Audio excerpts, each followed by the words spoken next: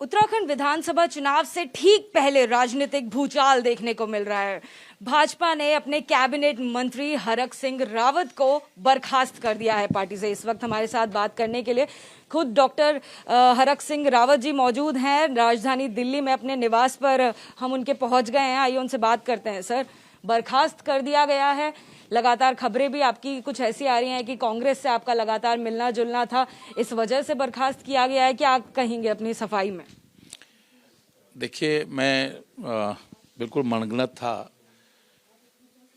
प्रहलाद जोशी जी मुझे कल बुलाया, मैं इसलिए दिल्ली के लिए आया और मुझे यहाँ दिल्ली में आके लेट हो गया था। फिर मैंने अनिल बलूनी जी का फ़ोन आया, मैंने उनसे कहा कि भाई मैं अभी थक गया हूँ और मैं कल सुबह मिलता हूँ। उन्होंने कहा आप अमित शाह जी से मिल लीजिएगा। मैंने कहा हाँ, मैं मिलूँगा अमित शाह जी से भी। लेकिन थोड़ी देर में समाचार आया कि मुझे पार्टी से निकाल दिया। मैंने सोचा कि शायद जिस तरह वो फर्जी समाचार सोशल मीडिया में चल रहा था, मैं सोनिया जी से मिल रहा हूँ, मैं कांग्रेस में जा रहा हूँ, शायद ये समाचार भी उसी तरह फर्जी होगा। लेकिन जब उसकी पुष्टि हुई कि वो सही में, क्योंकि मैं जानता था कि उत्तराखंड में कांग्रेस की सरकार आ रही है, भाजपा की नहीं आ रही है, लेकिन इसके बावजूद भी बहुत कड़वे घूंट पीने के बाद भी, क्योंकि पिछले 5 साल तक जिस तरह हमको अपमानित किया गया, हर स्तर पर अपमानित किया गया, हमने काम नहीं करने दिया गया, हमारे विभागों में जिस तरह। कैसे काम नहीं करने दिया गया सर? जैसे आप कोई काम करना अगर चाहते थे तो किस तरीके से पार्टी द्वारा रोका जाता था? हर तरफ, हर स्तर पर, पार्टी स्तर पर हर तरह से रोका जाता था। ऐसा लगता था जैसे कि मतलब आत्मा मर जाती थी। मैं कोटद्वार मेडिकल कॉलेज से ऐसा लगा कि जैसे मैं अपने लिए कोई मांग रहा हूँ। मैं लड़ाई लड़ते लड़ते लास्ट में मुझे धमकी देना पड़ा, तब जाके 25 करोड़ का एक जियो जारी हुआ, काम भी नहीं शुरू हो पाया। मतलब कभी कभी मुझे लगता था भाई मैं सेंट्रल स्कूल मांग रहा हूँ, पूर्व सैनिक रहते हैं कोटद्वार में, उनके लिए सेंट्रल स्कूल के बच्चों के लिए सेंट्रल स्कूल मांग रहा हूँ। धर्मेंद्र प्रधान, जावड़ेकर जी से लेकर मैंने किसका दरवाजा नहीं खटखटाया, सबका दरवाजा खटखटाया। मैंने उपनल के कर्मचारियों के लिए कि इनको वेतन ठीक से मिले, 10-12 हज़ार में वो बेचारे कैसे अपने बच्चों को पालेंगे, कैसे वो करेंगे। अब क्या गुनाह हो गया? पुलिस के लोग इतने कठोर वो करते हैं, उनके ग्रेड पे बढ़ा दो। लेकिन कई बार क्या लगता है कि मुझे लगता है कि भाजपा के लोग एक आडंबर की जिंदगी जीते हैं। ये इनको दिखावा, इनको बहुत ज्यादा धरातल पर वास्तविकता से दूर दूर तक कोई लेना देना नहीं है। यानी कि मन आपने पूरी तरीके से बना लिया है भाजपा को अब छोड़ने का? मैंने कहा, उन्होंने निकाल दिया मुझे। तो आप जाकर बातचीत करेंगे? कोई हमें नजर आ रहा है क्या बातचीत हो पाएगी? नहीं, भाजपा में अब मैं कोई बातचीत नहीं करूंगा। भाजपा मुझे अब, मैं करूँ ना, अगर एक यमराज है अगर मुझसे कहे कि आप, तुम्हें मैं जिंदगी दे सकता हूं, भाजपा के लोगों से बात कर लो, तो मैं कहूंगा मुझे मौत दे दो। तो यानी अब कांग्रेस से बातचीत होने वाली है? इसलिए कि जिस तरह इन्होंने मुझे बिना किसी गलती के, अरे ठीक है मैं लड़ाई लड़ूं, अब आरोप क्या लगा रहे हैं, इतना झूठा आरोप लगा रहे हैं कि मैं 2 टिकट मांग रहा था। मैंने इनसे कहा था मुझे मत लड़ाओ चुनाव। अगर आपको लगता है कि ये अनुभव जो है, उनका सीधा सीधा आरोप है कि आप अपनी बहू अनुकृति के लिए टिकट मांग रहे थे लैंसडाउन। ये झूठे हैं, मक्कार हैं। ये इतने बड़े देश को चला रहे हैं, ऐसे कैसे झूठे आरोप लगा सकते हैं? देखिए, हमें हरक सिंह जी आप भावुक भी होते हुए नजर आ रहे हैं। इसलिए कि मतलब अपनी बात को, गलत बात को, तुमसे गलती हो गई, तुमने सोशल मीडिया की गलत खबरों पे देश चला रहे हो, सोशल मीडिया की गलत खबरों पे मेरे को निकाला पार्टी से, और अब उसके बाद ये आरोप लगा रहे हो। और कल इन्होंने मुझसे कहा हम आपको दोनों टिकट दे रहे हैं। मैं इनसे कहता मैं नहीं लड़ना। कल क्या बात हुई थी सर? नहीं, टेलीफोन से जो भी इनके सारे लोगों ने मुझसे कहा कि हम आपकी बात को मान रहे हैं। मैंने कहा मुझे कोई बात नहीं चाहिए, मुझे भाई मुझे अपनी बात चाहिए नहीं, मैं नहीं लड़ना चाहता हूँ चुनाव। ये कह लेंगे नहीं हम आपको लड़ाएंगे चुनाव। तो मैंने इनसे कहा कि भाई बहू को लड़ा लो, मैं नहीं लड़ता हूं। और मैंने ये जिद भी नहीं की थी मैं आज आपको बताऊं, मैंने केवल इतना कहा था कि देख लो, अगर ये लड़की, देखिए लेकिन सर, जिस तरीके से भाजपा बोलती है कि वो भाई भतीजावाद को बढ़ावा नहीं देती है, तो उन्होंने कहीं ना कहीं इस बात को प्रमाणित कर दिया। कौन से भाई भतीजे बात को नहीं दे रहे हैं? मुझको आप बता दो। उत्तराखंड में आप मीडिया के लोग, देश के मीडिया को देखते हो, आप इस बहुत उदाहरण होंगे। पंकज को दिया ना एमएलए टिकट, राणा सिंह है ना सेंट्रल मंत्री, वहां मुन्ना चौहान को दिया ना टिकट पिछली बार, मुन्ना चौहान उसकी पत्नी को दिया ना। यशपाल आर्य जी जो कांग्रेस में आए थे, कांग्रेस से बीच में आए थे, उनको नहीं दिया टिकट। उनके वो कहाँ सिद्धांतों की बात कर रहे हैं? कौन से सिद्धांतों की बात कर रहे हैं? और मैं कहाँ कह रहा हूँ कि भाई भतीजे बात, मैं तो बिल्कुल नहीं कह रहा हूँ भाई भतीजे, मैं तो खुद नहीं चाहता हूँ।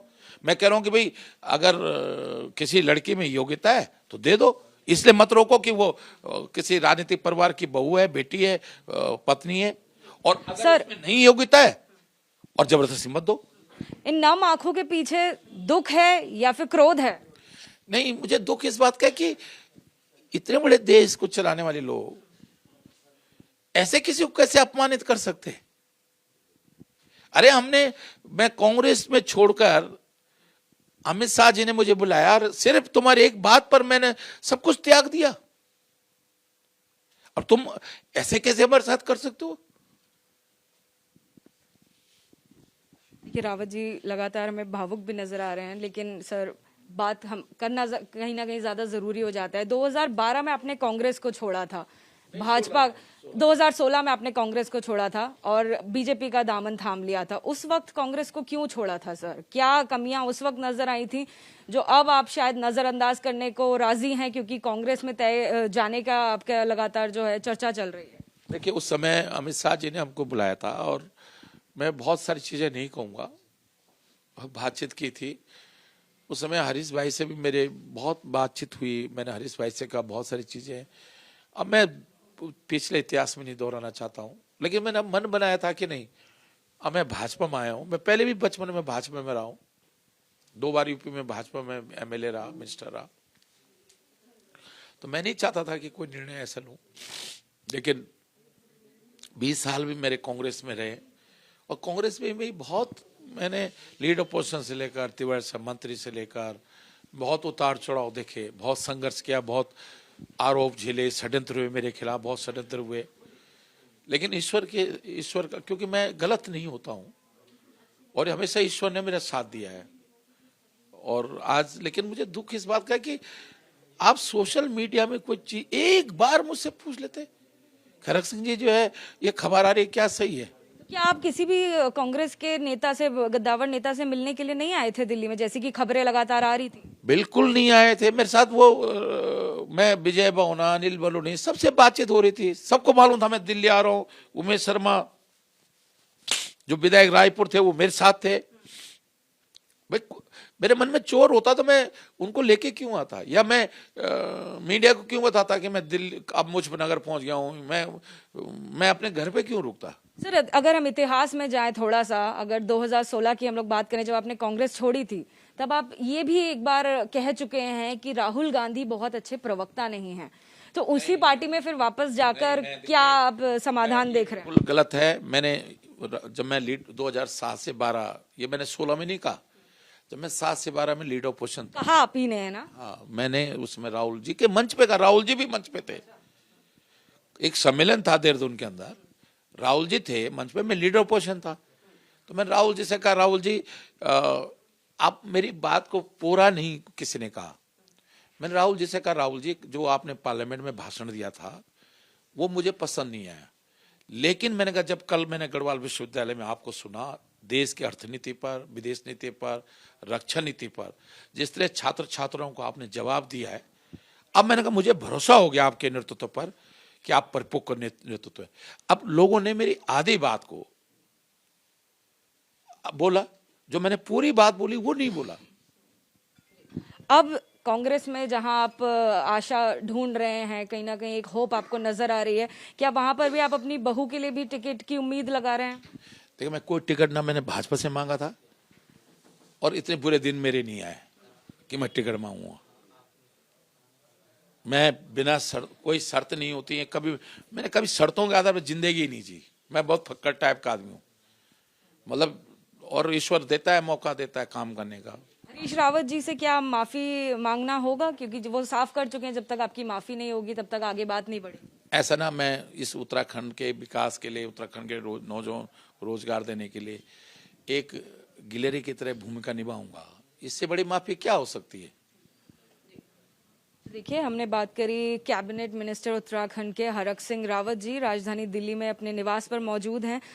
भावुक थे बेहद बात करते हुए, लेकिन ये बात साफ कह चुके हैं कि फिलहाल उनका मन बेहद आहत है जिस तरीके से पार्टी ने उनके साथ व्यवहार किया है। और इस मामले में अब हो सकता है कि हरक सिंह रावत जल्द ही कांग्रेस को ज्वाइन करें, क्योंकि बीजेपी से पूरी तरीके से हरक सिंह रावत इस वक्त नाराज नजर आ रहे हैं।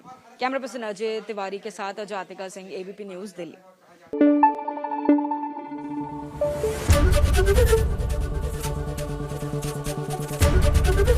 एबीपी न्यूज आपको रखे आगे।